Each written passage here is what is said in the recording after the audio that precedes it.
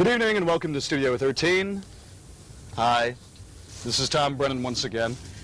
It is my extreme pleasure to bring to you Bob Dobbs, media ecologist. Bob? Tetrad manager. Finally appearing on the air, corporealized. First tactile image of Bob. And you're looking great. You're a great dresser, so you should utilize the visual form more often. Well, it took time. Took time. Selfhood. No, it's, you know, I'm 73 now, and thanks to the D-cell, I don't look at... The water. Yes, the little stone in there made by Joe Dunn Sloan not only purifies but energizes water and slows down the aging process. So most people wouldn't believe I'm 73, but as time unfolds, it'll be proven.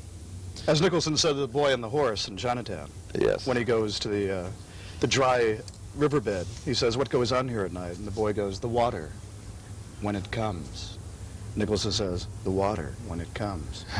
That's River Run, the first line of Finnegan's Wake. River Run, yeah. And past Adam and Eve's. Eve's and Adams, excuse me. In the satellite world today, they call the broadcasting, not broadcasting, but the broadcasting phenomenon of grabbing images down, they call it the river video. So you got to look at Finnegan's Wake anticipating the river video within the satellite medium. And that's a catch-22 itself. Whew, catch-14. If it works, we're probably not doing it. On this show, anyway.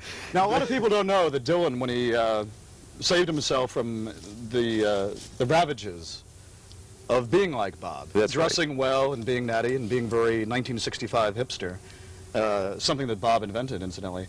Dylan, when he retrieved himself from that phase via motorcycle accident, precipitous, he appears in Nashville, and the first line, one of the great lines on Nashville Skyline is Bob saying, "Is it rolling, Bob?" Now, obviously, he's talking to you there via the medium of poetry. And doesn't Frank answer back on the 77 tour? Want to buy some cave paintings, Bob? Yeah. Want to buy some Mandy's, Bob? Well, he changes all the time. Oh, Frank and Bob. Now, this is, I mentioned this in the memo to Prince Charles in my book, June 4th, 1990. I talked... Now, who is this Prince Charles? That the guy with the ears? The what? The guy with the ears. Yes. He used to be married to the babe with the legs. Yeah, and there's also a pop... See, they're all discarnate. There's a musician named Prince Charles, right? Isn't there a musician? I don't mean that, but I mean... Is he a Jamaican? British. Oh, British. I mean the British royalty, Prince Charles. Yeah. He used to wear a beetle wig in '65. He's who I beat out in the Secret Council 10 in 1988, so I've been teasing him ever since. The people, here's some names. The people that I've... We didn't name names on the last show, for those of you who really greedily lapped up that show. Bob created the tension in the state by telling me off-air everyone involved in the JFK assassination. And not one was a surprise to either of us.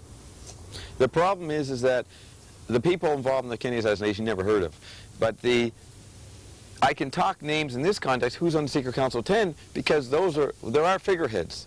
And they are the late Prince turned taxes, Mr. Romanov, whose front man was Gorbachev, and Prince Charles, and myself. Those are the four factions in the Secret Council 10 up to '88. And once I locked down Bob Rule in March '88, you have the manifestation of the problems of befalling the other three after that. I think turning taxes, my old buddy, your enemies are your best friends when you're in the Secret Council 10, because it's a corporate institution of utterly unlike entities, because the electric implosion forces you to work with your opposites. Those you normally wouldn't want to have elbows with at any dinner table. Or people who are in earlier phases of the corruption you went through several generations ago. Oh, so you got shed of that? Yeah. We did. Well, it's easier because you're from a noble lineage, where many of these have to... Not a noble lineage. My father, who looks exactly like the image that Reverend Stang uses. Yeah. He must have seen that in my wallet in 78, 79, because it's ironic that he's using a picture of my father. So we did a David Furry thing, when Furry ended up with Oswald's library card. Let's not go into that. No, hold it. I'll hold your wallet gladly. It's probably bigger than mine at this point. Yeah, now, so we're talking, why did I bring that up? Prince Charles... Because you're probably naming names. Yeah, I'm not lineage. No, my father was a butler. Unnameable. My father was a butler. A lineage of butlers, or like a Duchampian waiter from way back into the 1700s. I mean, there's a reference to my family's name, Dobbs, in Charles Dickens' short piece called The Toady Tree, 1855. You can look up in the collected essays of Charles Dickens. That's a reference to my family. And it's about the toady tree in the oligarchical system. So I'm not of noble lineage per se, but I have been molded within that environment, and my grandparents and parents and going back generations have. So Prince Charles, in 1990, Prince turned taxes, died. All right. Then in '91, Gorbachev was out. Right. Okay. Then on the lecture circuit. Yes, which is where that's going from hardware communism, politicians, to software communism, editorialists or editors, right, in the lecture circuit. And then you have the third and final homeopathic collapse when in June '92, 6 weeks after Nelson Thal and those interpreters of me in Toronto put out the CD, Bob's Me Ecology, April 22nd, 1992. 6 weeks later, the book came out, the biography of Di and her bulimia and suicide attempts. That destroyed the image of Prince Charles. And we're talking, I can name names because these are images. Vanity Fair used to celebrate Gloria turning taxes. Prince turned taxes was his wife, and she was known as Miss TNT. And as that faded out after '87, she wasn't that prominent in the Vanity Fair social scene in New York. You have... She was darn good on the boat of the Mediterranean, though. Yes. And Mick Jagger was a close friend of theirs. And the thing is that you have the other three competitors have gone down in their image weight.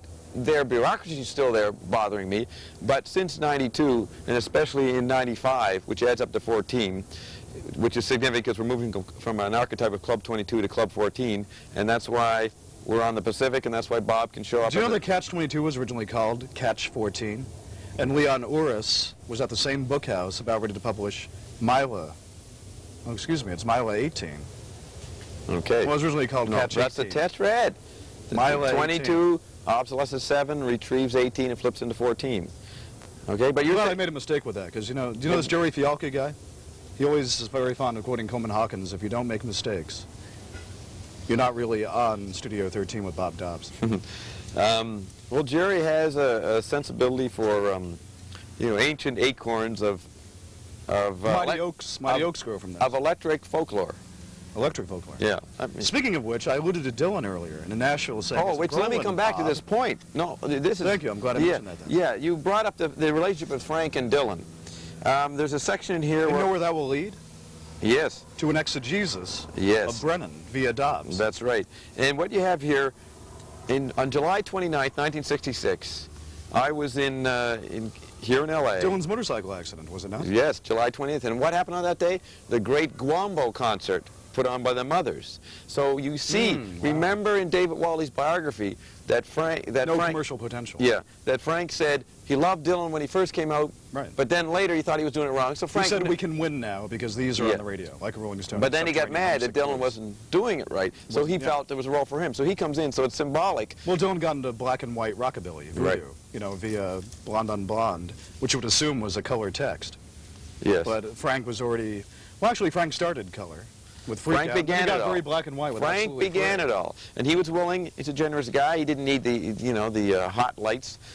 He let Bob can carry it, Bob Dylan, and but Dylan got into a problem, so he's knocked out in July 29, '66, and that's when Frank surfaces. July '66 is when Freakout's coming out. Right before he's going to play the Yale Bowl. Yes. I mean, was Skull and Bones behind the motorcycle accident or what? They didn't want him appearing at the Yale Bowl. That's another story. Okay, the point is that July 29, '66, I was involved with a very bizarre operation here in L.A., and one of the characters, a homeless wino we picked up at a lemon camp. At the lemon camp? Yeah, picked up down in Carpinteria, where Alan Watts used to take a literal lemon camp, like James M. Cain, Postman Always Rings Twice, kind of working situation. Is that yes. No, yeah. And he spewed out all this wine on the floor of the Wino man. Yeah. Is that right? Yeah, and the whole little bungalow home was filled with that much wine over the whole room. Wow. And I had to leave for a few hours. You say room like Beefheart. I like that. Ooh, and the Club of Room, or the Club of Ruin, as Marsh used to say. But that was an important point, July 29th. Now let's go to this. July 29, '66 was a very important point, and not many people have noticed how Frank was rising as Bob stepped aside, Bob Dylan, for a while. Now Dylan is opening a coffee house, knowing that I used to read in Santa Monica under primitive conditions, pre-literate, with Jerry Fialka, among others, would show up at Congo Square, the name of dead giveaway for the Paleolithic. And so Bob tapping into this now in '95 is opening a coffee house near Broadway and 20th. That's why I'm interacting. Maybe too late for the entire grid, or maybe to create another new one. No, it's why I'm interacting with you, Tom. It's the toucher, Tom. See, this is Tactile Bob, and the prediction of you in Fitting His Wake is the character Toucher Tom, based on Aquinas. Yes, my dad is in Gravity's Rainbow. Yes. Pee-wee Brennan, who was Joseph Brennan, who was my father, who was a semi-pro athlete in New Jersey and New York, immediately pre-World War II. And he's talked about in a legendary way in the first 50 pages of Gravity's Rainbow as Pee-wee Brennan, pinball king of Rockaway Beach. How did Pynchon know this?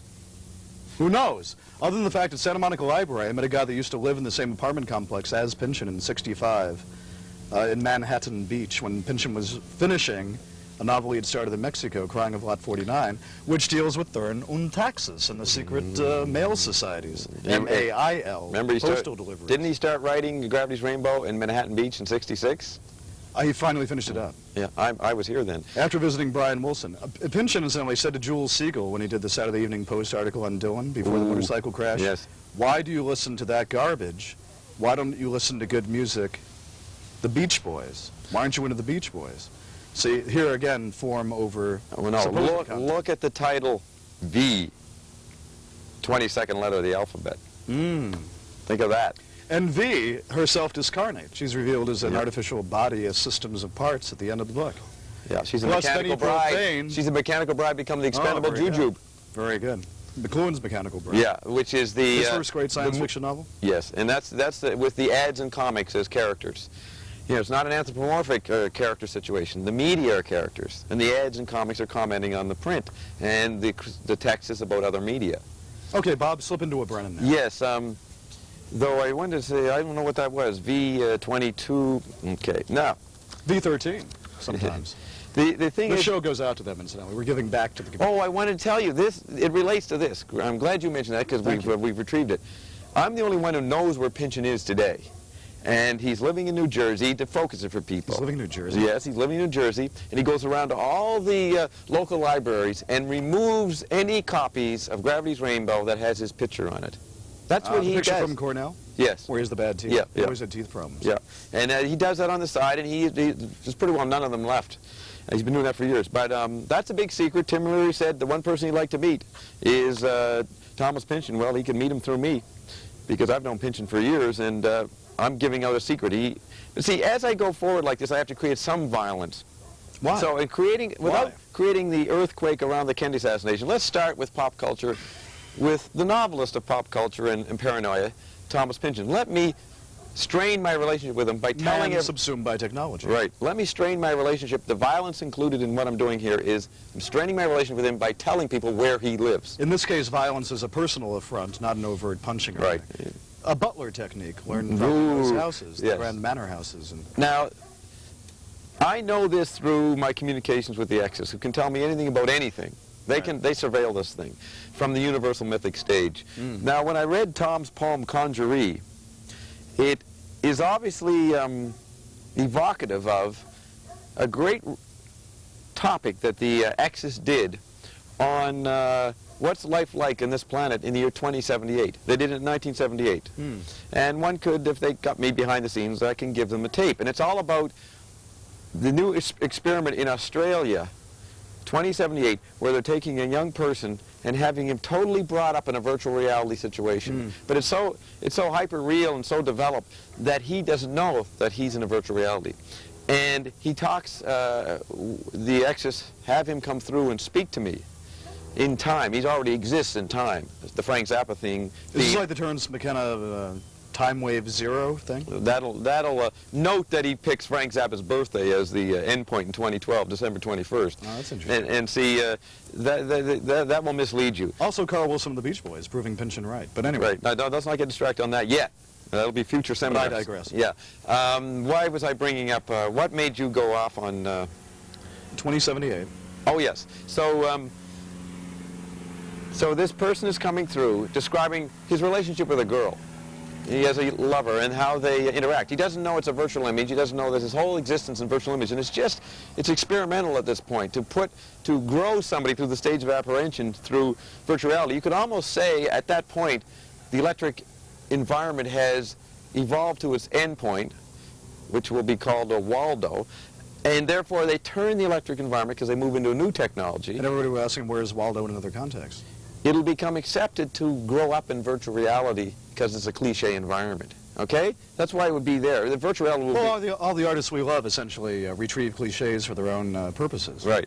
Now, the point is that his description of the girl interacting with him was totally conjured by your poem, Conjuree, because I see so many references here to particulars in my life and in my public representation, but it's about, it's What obviously... would some of those be? It's almost synchronistic. Like I did a whole thing on the pentangle the other day with a friend, and you have pentangle in here. And you have this person as not only the mechanical bride, but the electric bride, and a virtual image that you're hallucinating on and dealing with. Her name was Karina, and she was Canadian. Ooh. And she was 23 when I knew her. You see? The entire year she was 20. She had just turned 23. Right, so the point We is... broke up on October 23rd. Ooh, that's because you were now become... When was that? What year? 88. That's 4 times 22. After lockdown was... After lockdown, Babu, where the 23, the Robert Anton Wilson faction, the Garcia faction disappears. The 23 archetype out of Crowley and Burroughs disappears, and that's why you broke up, because we're moving into 22 vibe. Actually, you're belatedly moving into 22 vibe. We're moving into 14 later. 14 surfaces in the late 80s. But that meant that 23 was really far removed, no longer a support structure, so you had to go into 22. And that's why you broke up on October 22nd, right? October 23rd, under the impact of October 22nd. And if you look into... the Cuban Missile Crisis. Oh, if you go into the Covert Action Bulletin, April 1981, there's an article by a person, Fred somebody, on the October 22nd movement, and how many major operations like November 22nd, 63 were done around the number 22. Well, talk about Karina's Electric Bride. Why and how did she affect me this way? See, do you get a hologram of her as you read it? Insomnia is the name of the journal. Right. Now, and also a condition. Right. Insomnia is the condition we live in since 1945. We are dreaming awake because we've extended our dream system, our central nerve system. We're living inside a dream with the television environment from 53 to 93. And that dream, the extension of dream makes us live in a situation where we're dreaming awake. We can't fall asleep. And again. Right. Well, one of my main jobs in one level of slack inducement is to help you fall asleep. Now remember Don Van Vliet in the Rolling Stone May 1470 thing talked about how he couldn't sleep for a year and a half. Remember that he story? went on a mental fast. Yes. No, Calvin said he literally did it. Calvin Schenkel said he literally did go for a year and a half without sleep. Well, that's true because Don expressed a mental fast. To lose thought. He retrieved the tactile effect of first nature, and he was very sensitive to the extension of tactility via television. So therefore, he was caught in the limbo, the interval between of how to maintain his anthropomorphic bias toward first nature, and as a true artist with perfect pitch and perfect sensitivity, picking up the disservice. And he had to resolve that problem of how to be Nature Boy Don in relation to the new nature.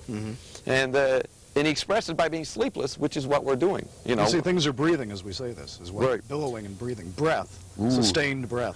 So the vision... But anyway, Karina's the Electric Bride. Speak to her as a Canadian. She might the visionary with a visual bias does not understand the insomnia caused by the TV environment. And so on a personal level, the non-visionary Electric Bride shows up to offer sleep.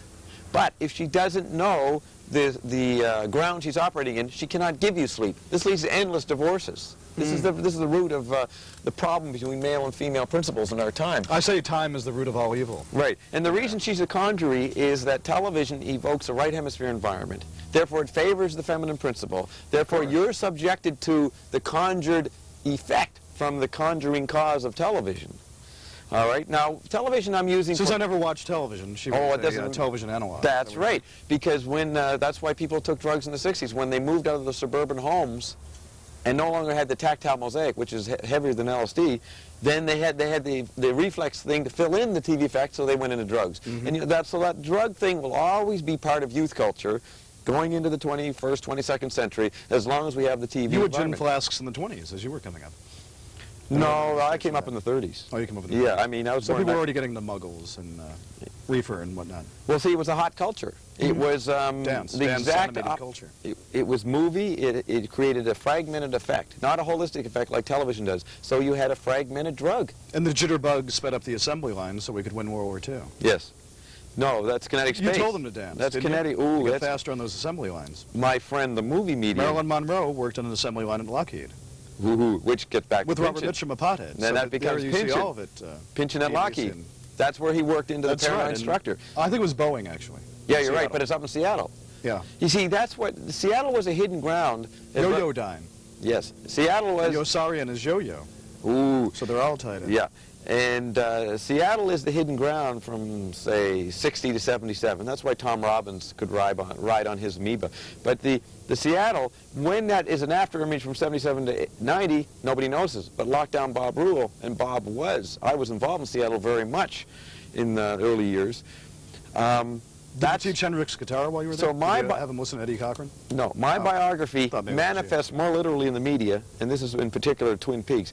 But this, and note that's in the Seattle area. Pacific Northwest, sure. Yeah. And she was from Vancouver. Ooh. So you have the whole Northwest Yes. Karina Conjuri effect. Now let me finish the sentence on the point that Seattle shows up as a figure in pop culture in 1990 when Bob was the only one here, he and Connie, so therefore his biography can be the only content in the mirror, which is what this is about, is the mirror, right. And that mirror goes to Seattle. I am the mirror that catches demons. Sleepless in Seattle. See, all very these, good. all Very these, good. all these symptoms come up now because the rearview mirror and obsolete. They're the rearview mirror, and the That was fact the best thing anybody ever said on this show. on best what meaning show? good. Oh, what I just said? Mhm. Oh, okay. Whose show is this? This is the global show. Right. This is, Yeah. Are you the agent? no, you're handling the money for this one. Okay. We mentioned wallets earlier. I'm the client. You're the client. I'm the agent. No, that's well.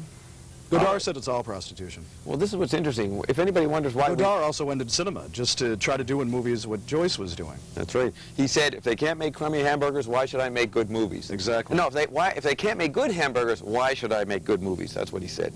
So he knew culture was our business. This show should have a beginning, a middle, and an end, but maybe on the next show. It will. So the point is that Bob is a woman. I'm particularly... Bob is a woman. Now, I'm a black woman, okay? And I've always maintained that on the radio in Toronto. And you were getting the... You're the Earth Mother as well, is that? Ooh, yes. The point is that the dialectic between McLuhan and Mailer, the Canadian and American, is very important. Right. That's why Canadian literature is very prominent in the rest of the world, because they see America in the mirror of Canada. Now, Canada is the woman in relation to the patriarchic of male America. So therefore, you got the Canadian vibe through this woman. And Canada is built on a virtual reality. If you read Arthur Croker's book, Technology in the Canadian Mind. Has always been built on? Oh, yes. We are the into communications. Not we. I mean, I just infiltrated Canada. But for the Canadians are the software communists. Americans are the kinetic hardware communists. Mm-hmm. So you had the TV, you had the electric bride via the Canadian subconscious archetype interacting with you, the American, who is trying to retrieve a combination of visual and kinetic space via poetry. Right. And that leads to insomnia. And I knew she would scorch my ego and it would lead to fiery visions. That's right. It would lead to the point where you'd meet me. Where I was willing to drink of that cup. Yeah, it would lead to me to where I would explain to you how you got to this situation, which I will only explain to people who give me something that I'm not aware of, and then when I look at it, I see a lot of my own reality in there. Mm-hmm. A lot of particulars that happen within 14 days. Please, go on. I don't know if I could find them on scanning. She might be watching, incidentally, so it would be interesting as you as a Canadian speaking to her in a Canadian vernacular dialectic. The particular, the Parliament of Birds, okay? Now, I've had to deal with a guy named Jerry Fialka for the last few days who's... Never heard of him. No, the Parliament of Birds. Oh, you never heard of Jerry Fialka? Okay. Anyways, I had to deal with him for a while, and he's preparing to interview Mr. Parliament Funkadelic, George Clinton. Right. All right? Actually, I have heard of Jerry Fialka. Good. And the point is, there's the Parliament of Birds. I know him better than I know myself. That's why I had to forget him momentarily. And one of the main conversations with Fialka and me over this period... He's a Catholic saint. Did you know that? Yes. He retrieved Catholicism. I'm trying to bring back... Making he possible retrieved Camille Catholicism. Paglia. That's right. Through generosity of heart and spirit, being That's the right. purple one, the vestments of the church, holding the chalice. He retrieved Catholicism because I made him understand why I was a Catholic. And then he wasn't guilty about rejecting Catholicism via Frank. He's equally at home in the catacombs or a cathedral. Yes. Now, the Parliament of Birds. Birds was a theme while talking, I explained the bird, the symbol of bird channeled through Dave Worster, all this past week, all around the topic of how to talk to George Clinton. So what you get here, the phrase, the Parliament of Birds. And so that's enough on that point. And that's an example. There's many of them in there. But very good exegesis. Yes. And where would you direct your thoughts now? Well, you know, I never quote him on the show. I thought it'd be fun to say Deepak Chopra on the air. An anti-Connie. An anti-Connie. I was watching just a moment. It was a Bob accident because you caused the Dodgers to forfeit this week, and it's been a very heavy week. We'll talk about Garcia for the 2 weeks from now. For the 23 faction. Yeah, and the full moon as well. Yes. Deepak said, we are now in, quote, Bob Horns. We're now in pipes. Twin pipe. Twin Peaks. Magic mufflers. Captain Glassback. The Great Northern. He said, and I quote, we are now in the climactic overthrow of the superstition of materialism. Would you comment on that? Well, Prince Charles has a lot of success because Americans don't understand that it's not the Japanese who own most of North America, it's the British. And Prince Charles is, through the Global Business Network and Wired magazine, and through the Acquiring Conspiracy and the New Age movement, he is projecting the anti-LaRouchian propaganda that leads to cultural references like the Age of Merlin or something. Isn't that the name of his book, Merlin? Always going back to the Gnostic Glastonbury roots of the Freemasonic cult of Isis that Prince Charles and them have for generations been propagating. That's the 18, the in bed in 22. 22 retrieves 18. And, with a tetrad left over. Yes. For good measure. Yeah. And so, cheap... And the 4 bars making up Black Flag. And there again you created the punk movement. But anyway. The anarchists, the Black Flag. Peter Lamborn Wilson. Peter Lamborn Wilson. Check him out. Check him out. Anyways, so you have Deepak Chopra representing the Maharishi, the Beatles, 1967, when Rai returned to essence. I'm going to have to ask you to summarize in 2 sentences. The point is that Britain, for Americans, Britain is a palliative. It's a homeopathic palliative, but it does not deal with infectious diseases. And the electroenvironment of infectious diseases is the infectious disease I deal with, and Connie deals with the personal, old nature, biological infectious diseases. It is called the British invasion, after all. So it's a body parasite. Is that what you're saying? And LaRouche is the best exegetist, the ex-Jesusist of... and he's a Vatican agent on a certain level, though he himself is not a Vatican agent. But in the mixed corporate media, since there's only archetypes available, whatever you produce will be filtered through the leftovers of the media archetypes. So you have the Queen and the Protestant religion versus the Vatican. So he is an ex-Jesus ethicist, and he will explain to you, representing the Vatican in its effect, how Venice and the Aquarian conspiracy came out of Henry VIII's divorce. It's a fantastic scenario and very accurate, confirmed by the Exes, who are a form of Akashic records. Well, we got to go now. Is it over? Bob, it's been a pleasure having you on again. You're learning how to be. We'll see you next week. You're learning how to be a tetrad manager. Here next week? You're a tetrad manager. Well, thank you very much. Good night, Tom Brennan in Studio 13 with Bob Dobbs. Cleared. Getting better and better. Oh, it does. Always gets better.